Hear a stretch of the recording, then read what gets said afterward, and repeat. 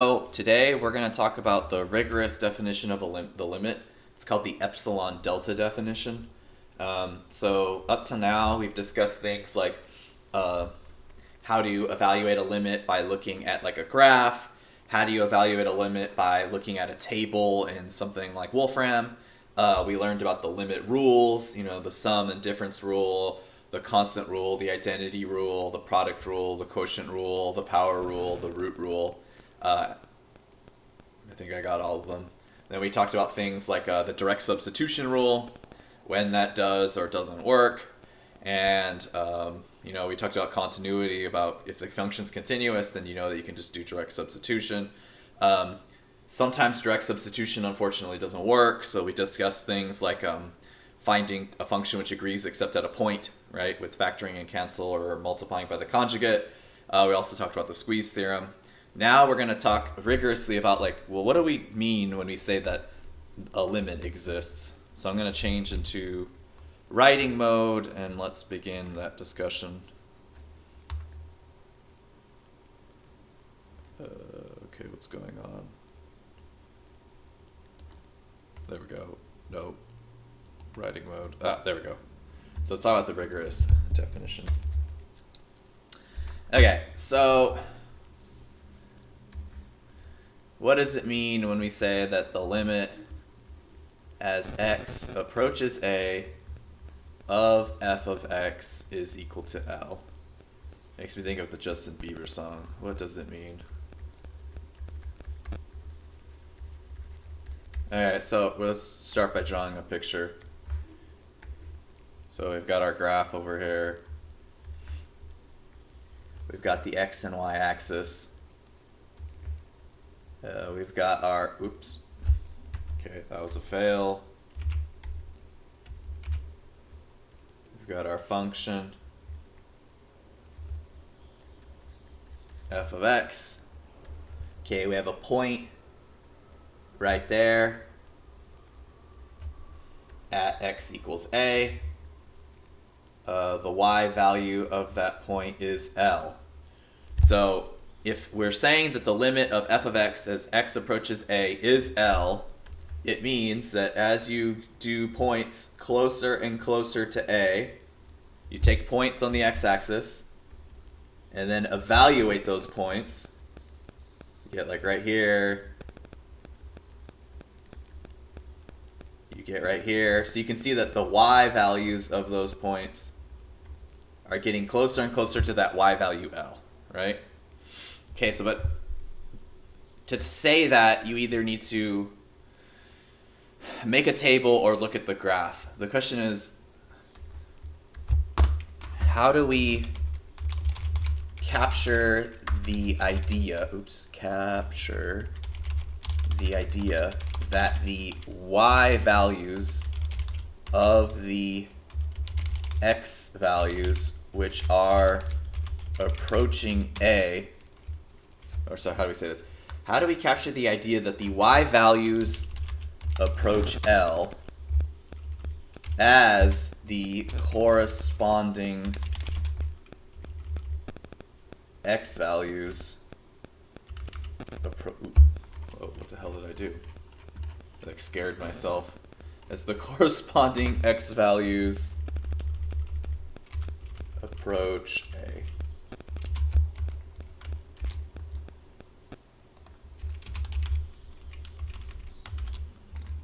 Okay, and I can't spell. Okay, so how do we capture this idea that the y values approach L as the corresponding x values approach a? Okay, so we need to work on some terminology here. And we're going to have to make a graph to explain this. Okay, so we're going to talk about, let me draw an axis. Let's make it white.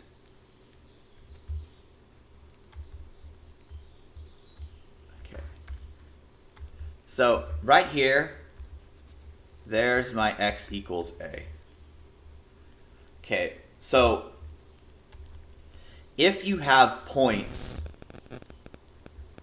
that are getting closer and closer to A, we need to define what it means to be close. So what does it mean to be close to A? Okay, so I'm going to say to be close to A means that you are no more than some distance delta away from A. So this letter is the Greek letter delta. Delta always refers to a distance on the x-axis. So we are going to say that some point x is close to A if it is no more than delta away from A. Because if we're talking about values approaching A, that means they're getting closer. Does that intuitively make sense to people? If we say that the x values are approaching A, we are implying that the distance between those values and A is decreasing, i.e. they are getting closer. That's why I'm talking about, approaching implies a discussion of how close you are. Does that idea make sense, or do I need to say more about it? About approaching means they're getting closer, so we need to define what it means to be closer. Yay or nay? I need some feedback here. Or have I lost everyone? Okay, cool, we're getting racks. It looks like we're good. Okay, so back over here. Basically, if you're a distance delta away from A, what is this point right here? What's the furthest you can get away from the point A on the left? If you look at that value of that point, past that you're not close anymore. What is this x value right here? No, it is delta away from A, but it is not delta. If this was 5 and delta was 1, what would it be? Yeah, there we go, A minus delta. Okay, this point over here, the furthest you can get away to the right, what is its x value? Hey, thank you. Okay, so if x is in the interval A minus delta to A plus delta, then x is close to A. Okay, and the way that we mathematically describe this, that x is some point between A minus delta and A plus delta, is that we write the absolute value of x minus A is less than delta. That literally, this inequality here, literally tells us this statement up here. Because you may remember, if you take two numbers and subtract them, what does that equal to? So if you're on the number line and here's B right here, and here's A right there, what is A minus B equal to? No, that's A plus B over 2. If this is 5 and this is 3, what is A minus B, not A minus B, let's do it as B minus A. What is B minus A equal to? Oh, the distance between A and B, yeah.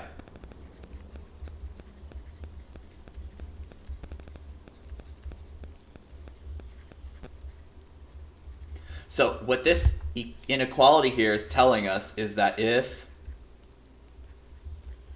telling us that the distance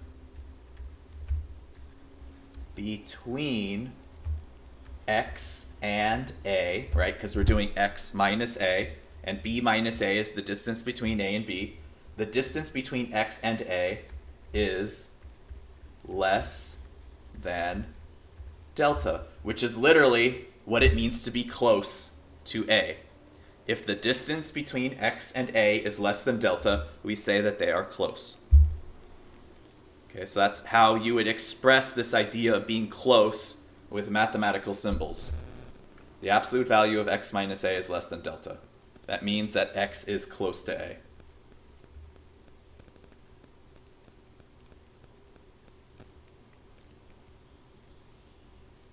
Okay. So let's draw this.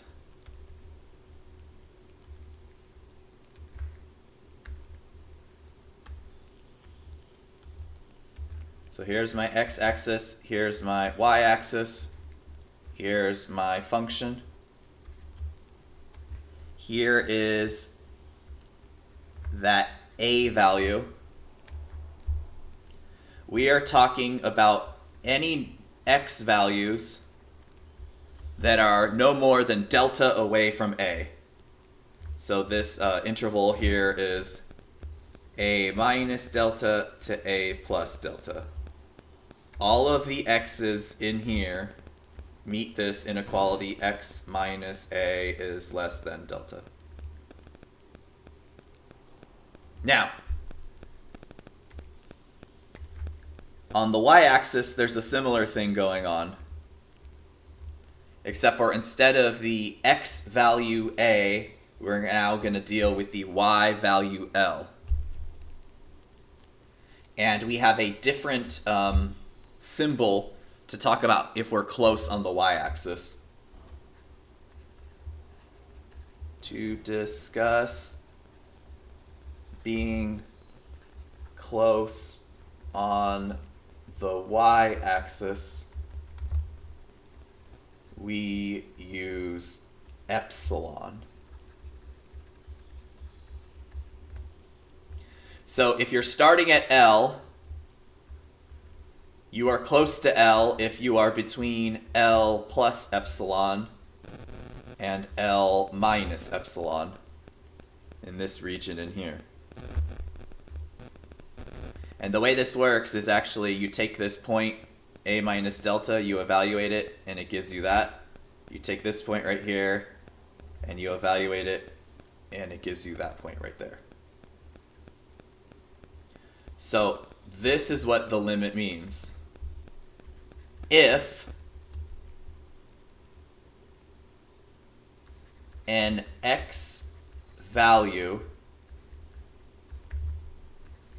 is close to a, then f of x is close to L. That's literally what we mean when we say the limit as x approaches a of f of x equals L. We are making a statement that, like, okay, I chose some x value that's close to a. If I evaluate that, I get some y value f of x. That f of x should be close to L. This is the x value that's close to a, it's in that interval. Then if you plug that into the function, you get a y value, f of x. That should be close to L, in other words, in that L minus epsilon to L plus epsilon interval. So this is actually, so that's sort of like an intuitive way of saying it. The correct mathematical way of saying it is for any epsilon greater than 0, which is a distance on the y-axis, there is a delta greater than 0, the distance on the x-axis, such that if x minus a is less than delta, then the absolute value of f of x minus L is less than epsilon. Let's translate the math into words. This is a statement that x is close to a. So in other words, we're saying if your x is close to a, then f of x will be close to L. That's all this means. That's what it means for the limit to exist. If your x values are getting closer to a, then the corresponding y values are getting closer to L. Now, there's like a lot of like terminology here. Okay, I want to pause for a second. Are we understanding this idea that absolute value of a minus b is less than d means that the distance between a and b is less than d? Because if you don't understand that, you're not going to be able to understand the limit definition. So I'm going to just pause for a moment.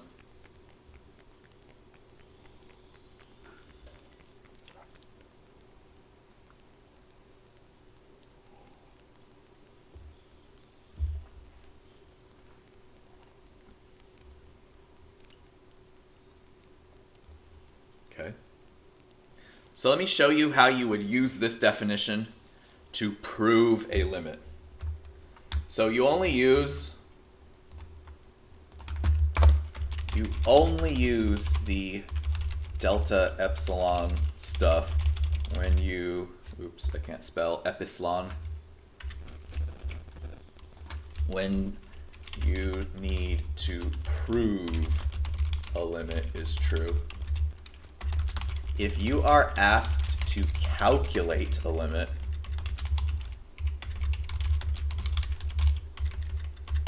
that means use the limit rules, direct substitution,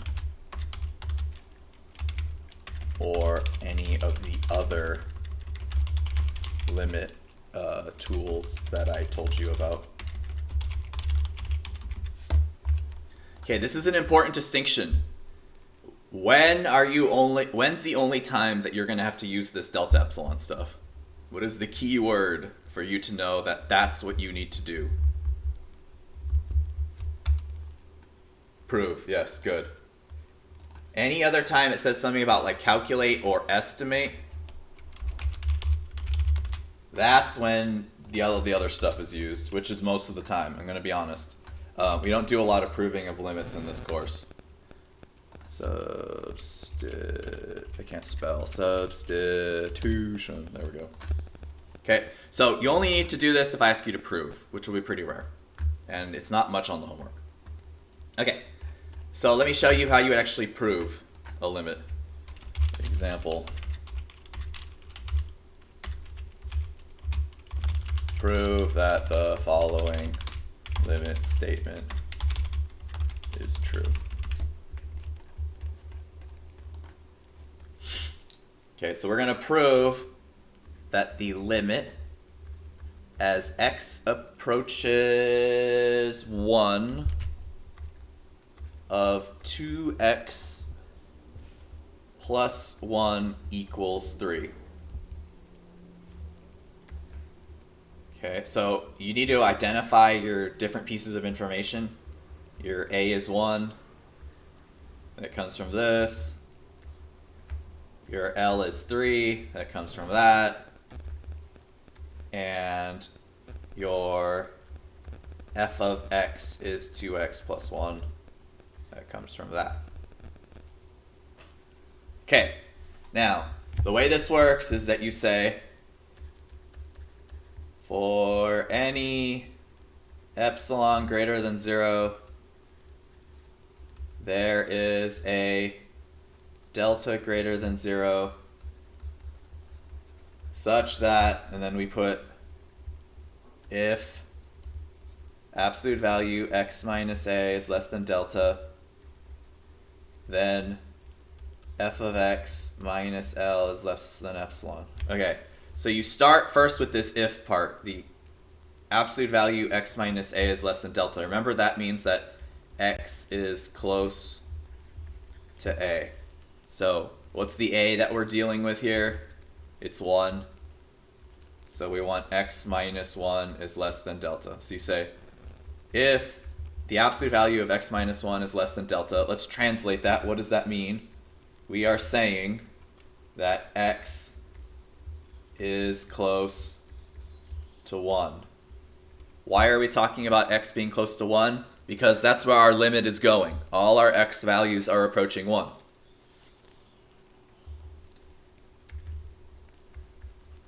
Then, so now we need to put absolute value f of x minus L. L is 3 in this case, so we write f of x minus 3, absolute value of f of x minus 3 is less than epsilon. But we need to plug in what our f of x is. F of x is 2x plus 1. So you get 2x plus 1 minus 3 is less than epsilon. What does that mean?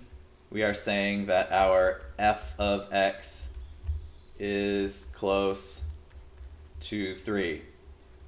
Why are we talking about the f of x being close to 3? Because the f of x are the y values. The y values are 2x plus 1. We are hoping that they're getting closer to 3, right? As the x's approach 1, we're hoping that their corresponding y values are approaching 3. So we're going to prove that that's true. And let's write that down. We are hoping that as the x values approach 1, that the corresponding y values approach 3. That is literally what our limit is telling us. Okay, so notice that you can simplify this absolute value right here. 2x plus 1 minus 3 is the same thing as the absolute value of 2x minus 2.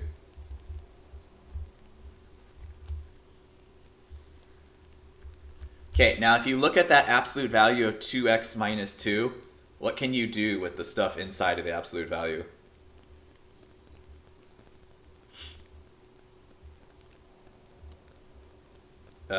I mean, the absolute value does that regardless, but if you were just looking, if you're looking at 2x minus 2, you could factor out a 2, right?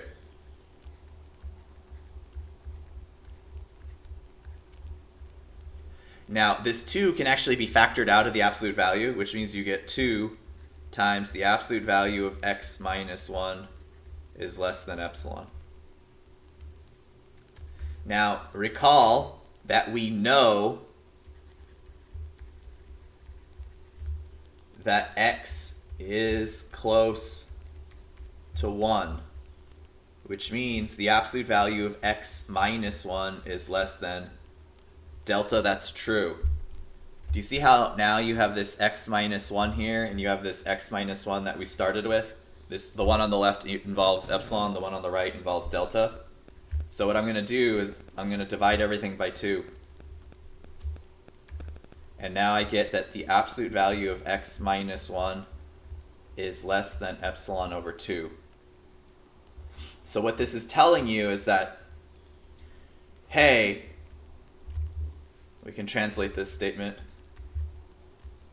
F of x is close to 3,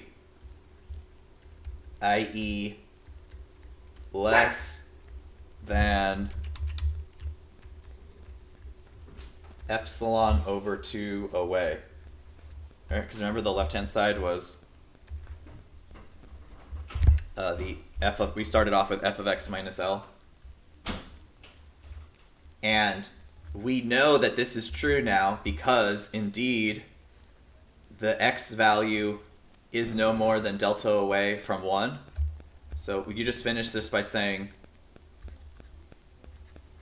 the limit is proven by setting delta equal to epsilon over 2.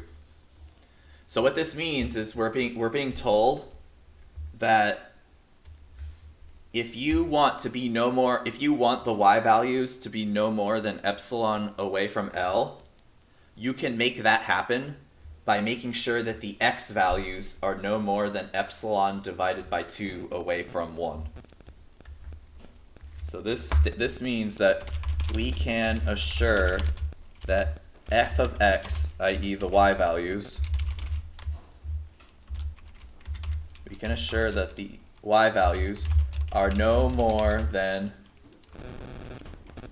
epsilon away from L if the x values are no more than delta equals epsilon over 2 away from 1. Or a equals 1. Let's put L equals 3.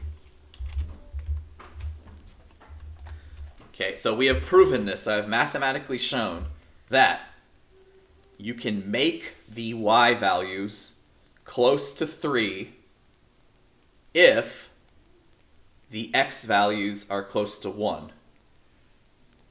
How far do we want the y values to be away from 3? No more than epsilon. That will happen if the x values are no more than epsilon over 2 away from 1. Boom. So the ending statement with the proof is that basically you set delta equal to whatever you get over here. And that's how you finish it. It's a little complicated. We'll do another example. Hopefully it will make sense.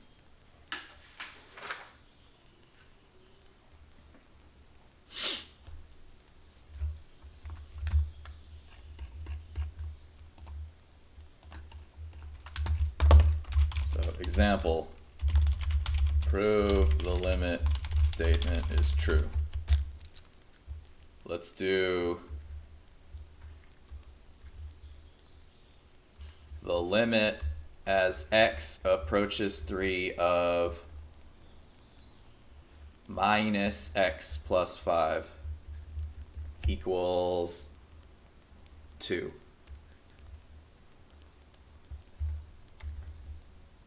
Okay, your a is 3. Your f of x is minus x plus 5. Your L is 2. You start off by saying, if x minus 3 is less than delta, then f of x, which is minus x plus 5 minus L, which is 2, is less than epsilon. Okay, now you work with this stuff, the f of x minus L part. Okay, the minus x plus 5 plus 2 gives you minus x plus 3. And your spidey sense should be tingling because what you want is these two to match. What do I need to do to get those two to match? Yeah, you factor out a minus 1. So you get absolute value minus 1 x minus 3. Now you can take out that minus 1 and you just literally get a 1 out in front of the absolute value. So you get 1 times x minus 3 is less than epsilon. The 1 now goes away and you get x minus 3 is less than epsilon. You can see how now they match. So what am I going to set my delta equal to?